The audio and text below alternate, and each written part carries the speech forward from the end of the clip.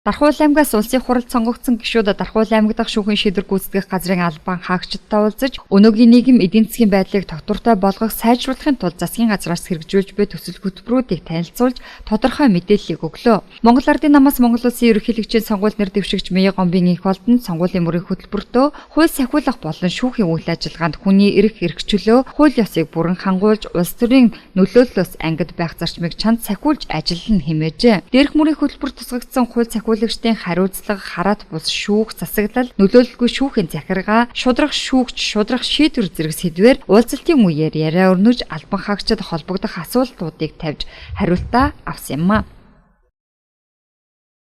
Манайх шийдвэр гүйцэтгэлийн чиглэлээр их ачаалттай ажилладаг. Өнөөдрийн байдлаар бол 1800 шийдвэр гүйцэтгэх бичвэрэмт байна. Энэ дээр л ажиллахдаа ерөн зүгээр 2016 оны хагас жилийн байдал, 2017 оны хагас жилийн байдлыг бол манай шийдвэр гүйцэтгэх ажиллагааны бот биелэл улсын дунджаас 50% хүрсэн. Өнөөдрийн байдлаар ажиллаж байна. Бас 50%-аас дээш гарах боломж нөхцөлийг ингээд судлаад үзэхдээ ерөн зүгээр сүүлийн үед иргэдэнд гарч байгаа маргаан их байгаа болохоо шийдвэр гүйцэтгэлийн бичвэрэмт их орж ирж гүйцэтгэх захирамжуул шүүхийн.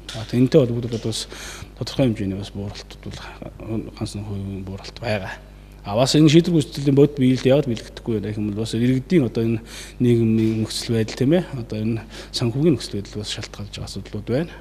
Монгол Улсын ерөнхийлөгчийн 7 дахь удаагийн сонгуул гадаадын улс орнуудын анхаарлын төвд байна. Олон улсын томоохон хэвлэл мэдээлэлээр Монгол улс төрийн тогтвортой байдлаа хадгалж үлдэж чадах хэсэг нь энэ удаагийн ерөнхийлөгчийн сонгуулиар хангагдана хэмээн ярьж бичиж байна. Монголчууд бидэрч ЭВ-ийг гэрхэмлэн нэгэн зүгт харж эх орныхоо ирээдүйн хөгжлийн төлөө хариуцлагатай тогтвортой засаглалыг бий болгох шаардлага тулгараад байна.